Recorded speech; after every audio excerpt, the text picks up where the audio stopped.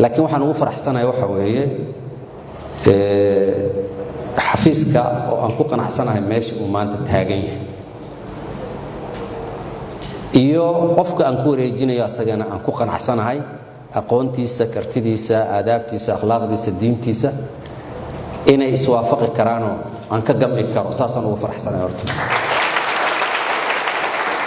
waxa uu macsalaameynaya howlwadeenadii kala shaqeynayay xafiiska uu soo maamulayay ku dhawaad 6 sano ee la soo dhaafay waxa uu kala dardaarmayaa xeerlaaliyaha cusub wiilasha iyo gabdhaha xafiiskan oo tira ahaan ka badan xafiisyada kale in uu u ogolaado waxbarashada ay ka heleen dawladda iyo tooda gaarka ah waxa uu u jeediyay howlwadeenada xafiiska inay la shaqeeyaan xeerlaaliyaha cusub waxaan idin kula dardaarmayaa mas'uulka cusub oo idin yimid inaad si daacada sidaad ila shaqayn jirteen oo kale ula shaqaysaan isla markaasna aad sii laabtaan shaqadiina haddii waayahan dambe uu jiray somehow markaan anigu daalay idinkuna inaad daasheen laga yaabo anigu waan daalay 6 sanaan meeshaan joogay ku dhawaad markaan daalay waxa laga yaabaa shaqada inaan ka gaabiyay haddaad ila gaabiseen hadda nin cusub idin yimid oo maalintii kuwa aan bilaabayno kale intuusan usha idinku dhufanin ka hormara ka dheereey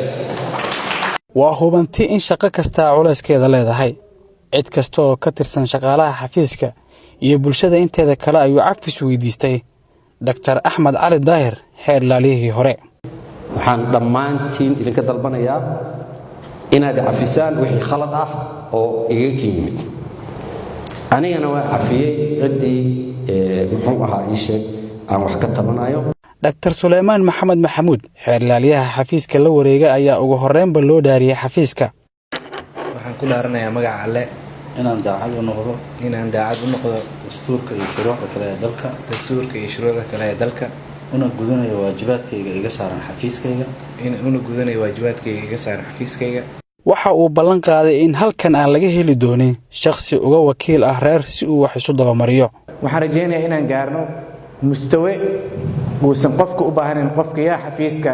gobolkiisa ka yimid ama magaaladiisa ka yimid oo xafiiska u joogo communication la sameeyo waxaan rabaa inaan gaarno inuu qofka Soomaaliga ku kalsoonaado shaqada la qabanayo daacadnimo iyo hufnaan ee meesha ka jirtana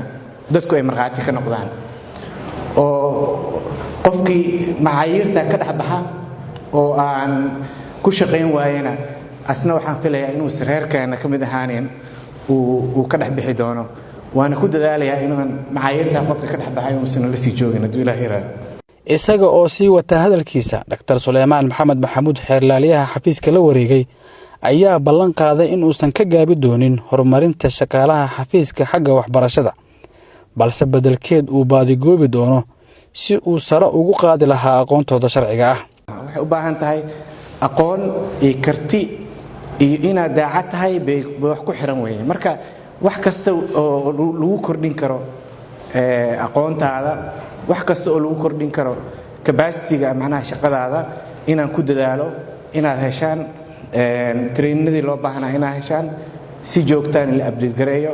refresher training la qabto markasta oo aan shaqadiina kor joogteen loo baahan yahay in lagu sameeyo munaasabadan xil wareejinta waxa goobjoog u ahaa taliye xigeenada asluubta iyo booliska wasiirka cadaaladda gudoomiyaha maxkamadda sare ee marti sharaf kale mas'uuliyiinta ayaa si wada jir ah u kormeeray xafiisyada xeerlaalinta waxaana xeerlaaliyaha cusub uu warbixin ka dhageystay howlwadeenada iyo xeerlaaliyaha xafiiska banaynaya Cabduqaadir Ciise warbaahinta qaranka magaalada Muqdisho